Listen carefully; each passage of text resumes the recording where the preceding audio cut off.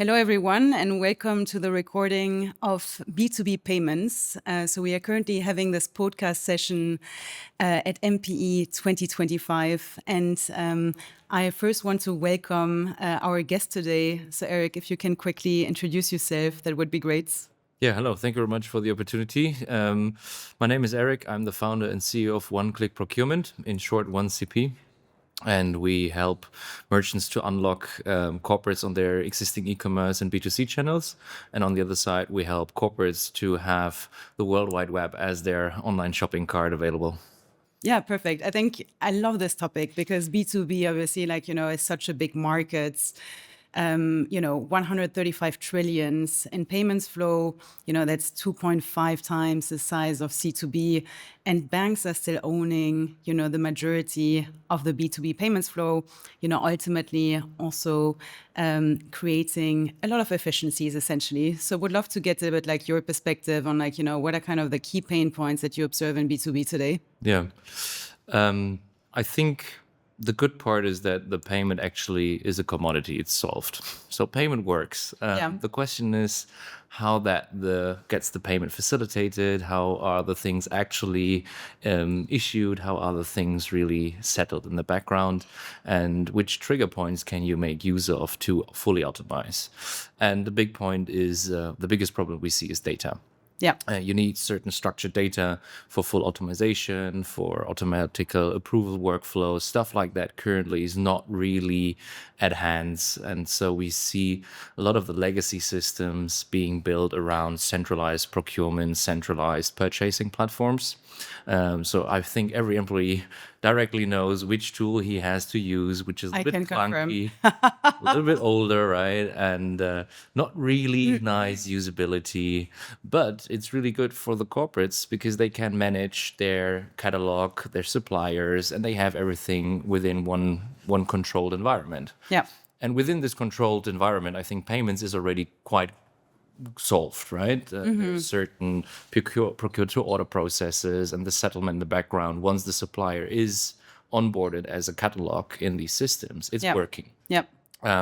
So I think the pain point for this managed and controlled spend mainly is about how to make it easier to plug in suppliers and have the products and the catalogs easily being synced with the supplier itself so that there is no additional onboarding effort anymore. What we are what we are focusing with one-click procurement is especially a big other part, which we would tell is the unmanaged part, where employees are buying something themselves or where you don't have agreed supplier relations as a company. You still need it as a company, but it gets a little bit more clunky there, right? Because there is no supplier onboarding available that you can easily, swiftly do in a couple of minutes just to purchase something with a supplier you never heard before. And I think when we look into the sphere of business travel, that's where we are at the moment focusing. This is our go-to-market. Yeah. We see that especially in that unmanaged part is it's a really tedious process, currently kitted with expense tools, walking plastic cards.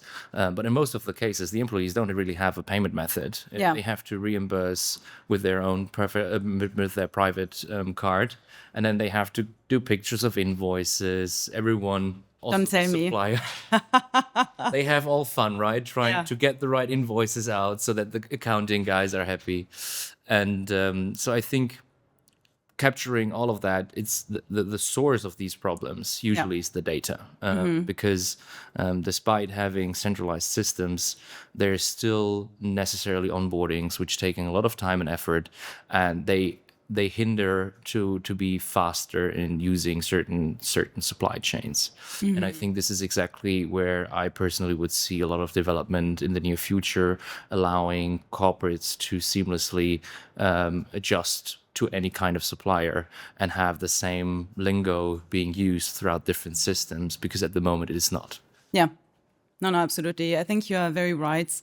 I mean, what we see is the supplier and buyer relationship is so complex, comes with so many different payment pain points and general pain points, by the way, across the entire flow, starting with supplier onboarding. So absolutely agree. What do you see as data is also very correlated to the opportunity of embedded finance, so really automating the Yeah. entire workflow. What's your view on that? I think from the data perspective and automation, there's different parts that you would like to automate, right? So if you go through the whole supply chain, there's of course the line items, the articles that the supplier wants to sell. Yeah. Usually there is not a lot of standardization in the market because when we look into the different industries, sometimes they're not even found standard themselves, right? Yeah. So we're talking about really the product portfolio to be digitized at first. Then we have on top of that, let's say a certain contract that needs to be somehow structurized. At the moment it's PDF files, and to find out, okay, what is the actual conditions within, what is the cancellation policies, trying to structurize taxes, the payment schedule, whether it's subscriptions or just one-time purchases, that stuff needs to be somehow a little bit more structured, because at the moment we don't really have these sources of information available Yeah. throughout the suppliers, right? There's always the excuse for certain centralized marketplaces, but there's still lots of effort to transform these information from whatever system the supplier has to get it to these marketplaces. And then from the marketplaces, another transformation needs to be done into the rails of the corporate, right? Because there is no real end-to-end process chain at the moment that you really could use, even though the supplier and the buyer uses, for example, SAP or Oracle. Yeah. Doesn't really mean that they're speaking the same language, because the setups are totally different from each other, and making these things coming together is a huge effort, right? But this is just let's say the static information. Yes. When we're going into the decision mode, which employee is allowed to do which purchase for which categories, with which limitations, on which budgets, which payment methods should be used in the background, here we going full throttle. We would have to individualize the experience for every purchase. And I think this is where currently we see from both sides, from the merchant perspective, but also from the corporate client perspective, that these systems are now a little bit more opened up, that there is more intermediaries and aggregators helping to bring these worlds together. And I think, well, I have here both card schemes on my on my lanyards.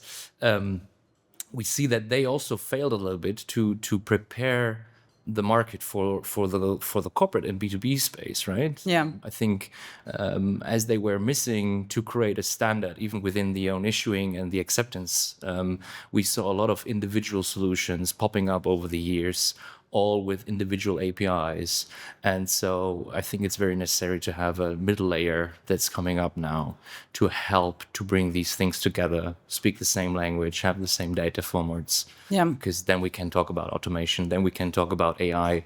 At the moment, it's still a lot of individual stuff. Yeah, no, absolutely. I think, one of the reasons, for example, that if you look at like B2B payments, domestic B2B versus cross-border, you have like a higher amount of fintech disruption already present. That's very much driven by the costs, right? Because traditional correspondent banking, has been such a high cost factor for a lot of like B2B companies that, fintechs actually like attacked this specific segment first. Domestic payments actually rely on like the legacy rails, which kind of work well enough, right? So you don't really have this cost component that was really like a driver for disruption. But I think like what we are now seeing and going to see accelerate is like, as fintechs enter B2B domestic payments, it's going to be a shift away from like ACH, SEPA payments, right, onto like commercial cards, virtual cards. And virtual cards specifically, as you mentioned, you can really set very specific controls. You can only allow specific MCCs. So we'd love to get your perspective on that. How do you see the opportunity rising there? I think it's very interesting, especially when you see these local payment methods, right? Yeah. And we're here in Berlin today. In Germany, there's still a predominant payment method, payment on invoice. Yeah. And most merchants and suppliers really look at it as a cheap way to settle with their corporates. But actually, when you take into account the full cost of that transaction, where you have additional resources in account, receivables, stuff like that. It's not that cheap, actually, if you compare it to these commercial cards, for example. I think this is something we're currently seeing people now with a little more cost pressure trying to really get grounded on what actually are the costs they have with certain payment methods. And so I'm totally with you. There will be a shift, especially when you have certain supplier-client relations where you don't have existing trust or existing history together, right? Yeah. You might shift it to a payment method where you can put the risk on someone else. But the more I think you have very strong established and key account partnerships, Yeah. I also would see that there will be a shift to alternative payment methods where they can be a very clear and significant reduction of cost of payment, Yeah. where also batch settlements, but also recurring rolling settlements could be done.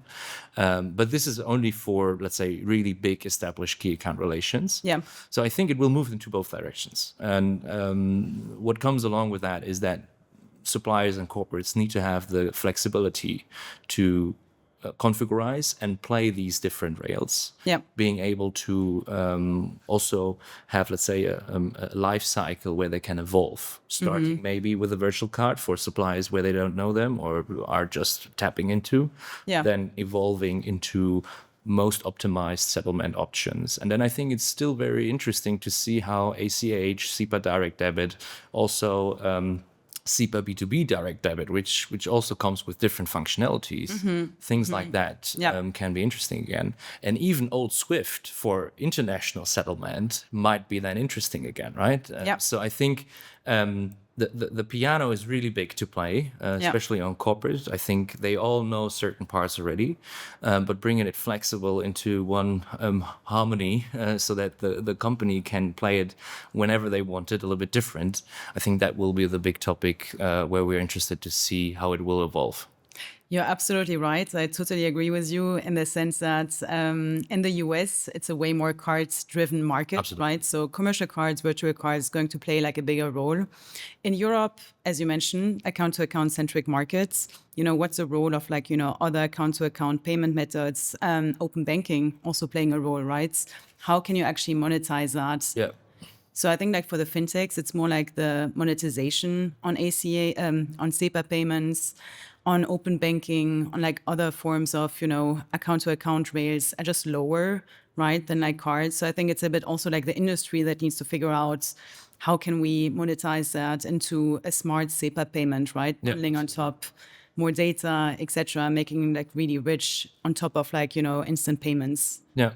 And I think some of the innovations also are not always available for B2B. The example with open banking is pretty good, right? Everybody understands it from a B2C perspective because you have access to your own bank account. But for every company which has more than 10 employees, you might only have a handful who's actually having the KYC with the bank, being able to use open banking for B2B or corporate purposes. Yeah.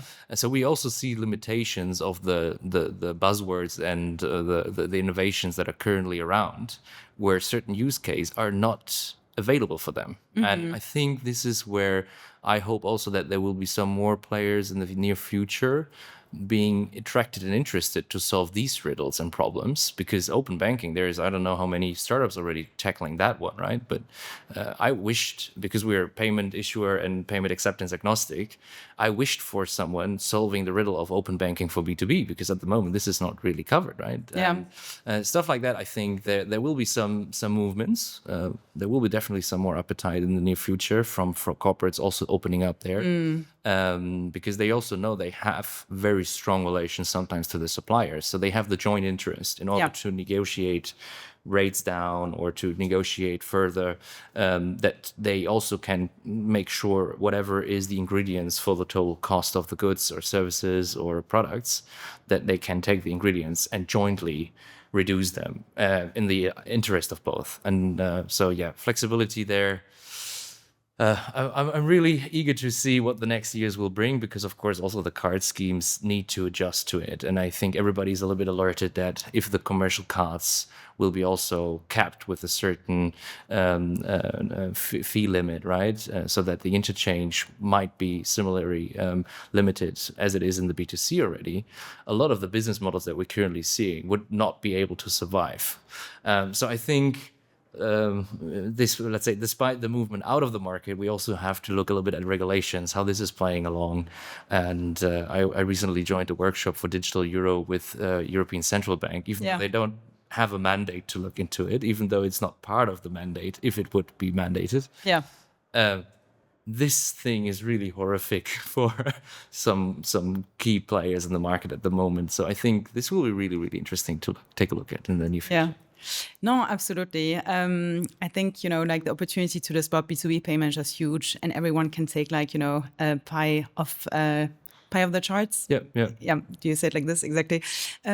Eric, perhaps a couple of last words for our audience. What would be like your key takeaways? What's like the biggest opportunities for fintechs, for banks, for schemes in your view? And so I think the biggest opportunities will be definitely in the user experience for employees. Yeah. I think this is the very important part that I'm very happy for, that certain pain points where the employee always knows what works much easier with Google Pay, Apple Pay in the B2C world, that this will somehow get more and more now into their own topic. Whether you call it consumerization of B2B or there's certain buzzwords around it, but I think this is definitely coming, right? After COVID, we saw that there is much more trust now towards the employees. I think certain stuff where you have the corporate always trying to limit the employee, I think this is where we see, or I personally see it as a positive movement, that this is changing, right?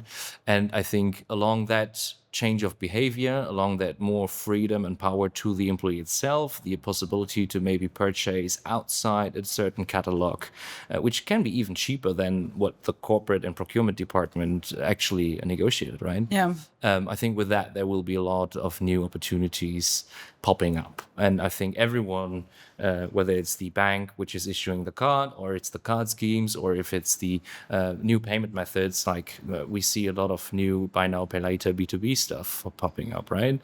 They are helping in their part of the value chain improving. And I think this is really the interesting part. We see a lot of these use cases now.